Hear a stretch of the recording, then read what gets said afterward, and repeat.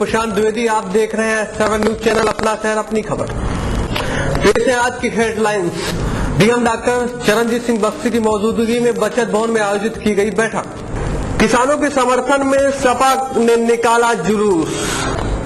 शहर कोतवाली के कैपरगंज में सिक्का बीड़ी के कारखाने में 2 कर्मचारियों को लगा करंट, 1 की मौत। ऐच्छिक ब्यूरो के द्वारा काउंसलिंग करा के पति पत्नियों के बीच खत्म की गई कटुता। समाचार विस्तार से। स्थानीय बचत भवन में डॉक्टर सीएस बख्शी की मौजूदगी में आज एक बैठक का आयोजन किया गया। बैठक में डीएम डॉक्टर सीएस बख्शी ने अपने अधिकारियों को संबोधित करते हुए कहा कि शासन के द्वारा जो योजनाएं चलाई जा रही हैं उनका क्रियान्वयन जितने भी अधिकारी हैं वो सही ढंग से करें। डीएम डॉक्टर सीएस बख्शी के द्वारा आज एक बैठक का आयोजन स्थानीय कलेक्ट्रेट स्थित बचत भवन में किया गया। इस बैठक में मुख्य रूप से सभी अधिकारीगण थे मौजूद और बैठक में विकास कार्यों को लेकर भी की गई चर्चा। जिला अधिकारी ने अपने सभी अधिकारियों को संबोधित करते हुए कहा कि रायबरेली में जिस तरह से विकास कार्य चल रहे हैं उनको आगे बढ़ाया जाए और ज़्यादा तेजी के साथ में विकास कार्य किए जाए। इसके बाद एक बैठक का आयोजन खाद्य एवं औषधि विभाग के अधिकारियों के द्वारा भी किया गया। उसमें सभी खाद्य एवं औषधि विभाग के अधिकारीगण, डीएसओ आदि लोग मौजूद थे और उसमें भी खाद्य पदार्थों को लेकर की गई चर्चा। इस मौके पर देखा गया कि मुख्य रूप से चिकित्सा टीम के भी लोग थे मौजूद। इस बैठक में मुख्य रूप से अपर जिला अधिकारी प्रशासन ओम प्रकाश, डीएसओ आदि अधिकारीगण थे मौजूद। रिपोर्टर हेमंत चौधरी अमर के साथ अनुपम मिश्रा की रिपोर्ट।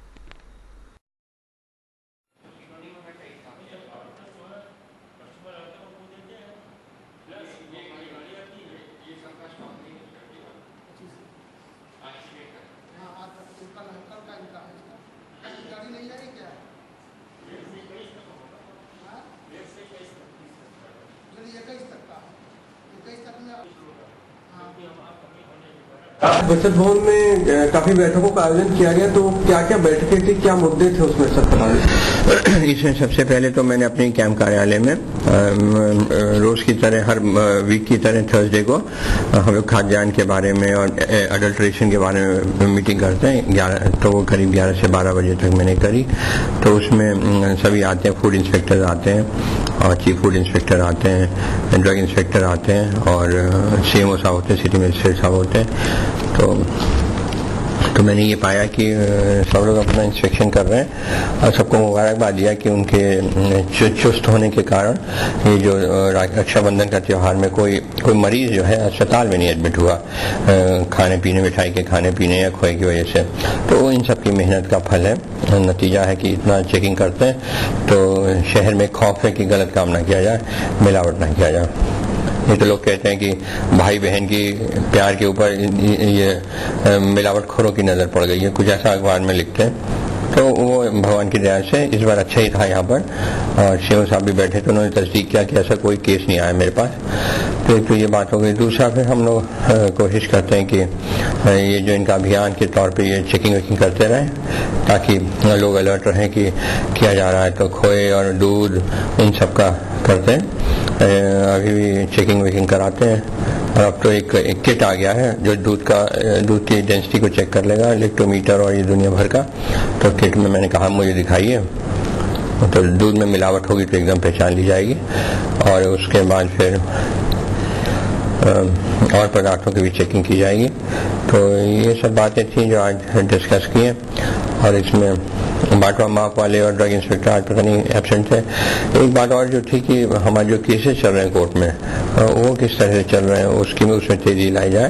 तो मैंने इनको बताया है कि हर एक बात के ऊपर 2 ही डेटें लें। ये प्रेस करें कोर्ट को कि 2 डेटें से ज्यादा मत दें, 2 तारीखों से ज्यादा नहीं दें, नहीं तो बड़ा लंबा खिंच जाता है मामला। और बहुत पुराने मुकदमे 10-15 साल के इसी एडल्ट्रेशन के जो, तो अगर वो उसको तेजी नहीं करेंगे तो फिर उसका इम्पैक्ट खत्म हो जाता है। हम जितने भी पकड़ते हैं और नमूने प्रूफ हो जाते हैं कि गलत है, मतलब मिलावट है, तो फिर अगर सजा नहीं होगी तो उसका जो है इम्पैक्ट खत्म हो जाता है पब्लिक के ऊपर, गलत आदमियों के ऊपर। तो ये मैं इसमें तेजी, एपीओ भी आते हैं कोर्ट में, जो होते हैं एपीओ होते हैं, तो कोर्ट में पैरवी करते हैं, उनको बुलाता हूँ मैं और शाम को फिर मैंने इसी सिलसिले में सप्लाई इंस्पेक्टर और डीएसओ साहब से भी बात करी कि तो फिर सबसे मैं पूछता हूँ कितनी चेकिंग करी, कितने राशन कार्ड अपात्र डिक्लेयर किए, कितने कैंसिल कर दिए और कितनी राशन की दुकानें अभी खाली हैं, नहीं हो पाई वीडियो के लेवल पर, एसडीएम साहब के लेवल पर, ये सब पूछता हूँ मैं। तो वीडियो के लेवल पे नहीं हो पाता तो मैं फिर कहता हूँ एसडीएम अपने लेवल पे कर दें, स्वमोटो स्वयं कर दें, अब वीडियो को दूंगा एंट्री में। सब 2-3 वीडियो ऐसे हैं जो कि पिछले 3 महीने 6 महीने से नहीं कर रहे दुकानों का अलॉटमेंट, तो मैं उसको दूंगा एंट्री और एसडीएम से कहूंगा। और एसडीएम भी कही है कि वो लोग भी नहीं करते, बहुत दिन लगा देते, तो उनके खिलाफ भी कार्रवाई करूंगा।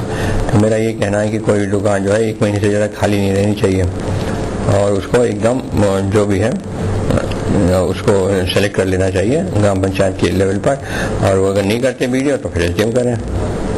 तो इस तरह से मैं इन लोगों को वार्निंग भी दे रहा हूँ और एंट्री भी दूंगा सबको। उसके बाद फिर मीटिंग के बाद हम आरईएस विभाग जो सीसी रोड बना रहा है और केसी ड्रेन, वो शहर में ही था कि यहाँ कोई गांव था चक करके बगल में ही गांव था, शहर के अंदर ही पड़ता है, चक शहजादपुर या क्या, तो वहाँ मैं देखने गया तो काफ़ी लंबी सड़कें थी, सीसी रोड थी, केसी ड्रेन थी, तो सब ठीक था। बस एक पॉइंट था कि आउटफॉल जो होता है, आउटफॉल का मतलब जो जहाँ सड़क खत्म होती है, तो पानी की निकासी का इन्होंने बहुत ध्यान नहीं दिया। तो प्लॉट में जा रहा है तब तो ठीक है, पर एक जगह रोड पे गिर रहा है, पीडब्ल्यूडी की रोड है, किसकी रोड है, तो मैंने ये कहा कि रोड के नीचे से एक पाइप डाल के ले जाइए, नहीं तो रोड खत्म हो जाएगी। तो आउटफॉल का ध्यान नहीं रखा जा रहा, बाकी तो ठीक ही है, क्वालिटी तो ठीक ही लग रही थी।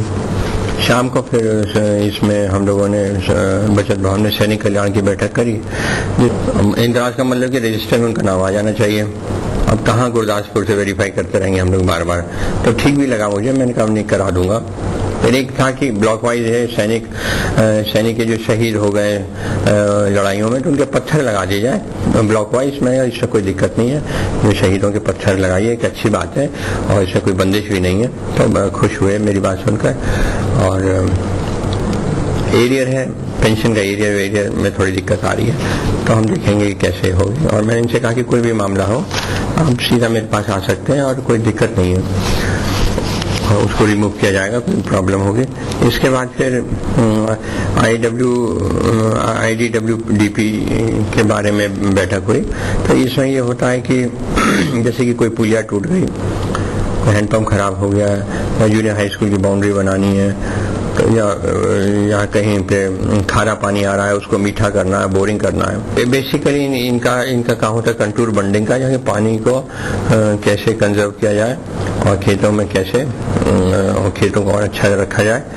तो इन्होंने इसको वनीकरण का भी काम करते हैं, कहीं ऊसर सुधार का भी काम ले रखा है, 2-3 हेक्टेयर का। पक्की नालियां बनाए जाने का काम किया है, पक्की गूले बनाए जाने का सबसे इम्पोर्टेंट काम था कि पक्की गूले बनाए जाने का। तो जो मेन नहर से निकलती हैं गूले, उस पर ये होता है कि लोग कब्जा कर लेते हैं, अपने खेतों में मिला लेते हैं या पानी अपनी तरफ डाइवर्ट कर लेते हैं। तो अगर उतना थोड़ा सा इंच हम लोग पक्का बना दें तो फिर ये किसानों को बहुत फायदा होगा इससे। तो फिर मैंने ये कहा कि इसी को प्रोजेक्ट लेके करिए आप, और जितने भी जिले में इस तरह के गूले हैं उसको पक्का कर दीजिए, जितनी कच्ची हैं। तो पूरा नहीं करना पड़ता, गूल तो बहुत लंबी होती है, तो ये है कि थोड़ा शुरू का अंश जो है पक्का कर दीजिए। तो जैसे कि 1400 कोलाबे हैं, कोलाबे बोलते हैं इसको, तो 73 कोलाबे बना रहे हैं, जो कि बहुत कम है। तो हमने इनसे ये कहा कि इसकी संख्या इंक्रीज करिए, नरेगा से पैसा लीजिए, कच्चे काम का, पक्के काम का आप खुद करिए। तो इस तरह से पूरे जिले में करेंगे तो अभी 10-20 साल लग जाएंगे सारी गूलों को पक्का करने में। बट मैंने कहा शुरुआत की जाए, और बहुत ही अच्छा कार्यक्रम है जिसमें किसानों को बहुत फायदा होगा पानी का। और नरेगा में जो पैसा देंगे उसमें ज़्यादा पैसा नहीं लगता, 15-20 हज़ार रुपये लगता है, ऐसा नहीं कि लाखों में लगता हो। और इस सब में 10% अंशदान जो है फार्मर देता है, कृषक देता है, 40% राज्यांश होता है, 50% गवर्नमेंट ऑफ इंडिया होती है। तो इस तरह से बहुत अच्छा कार्यक्रम है।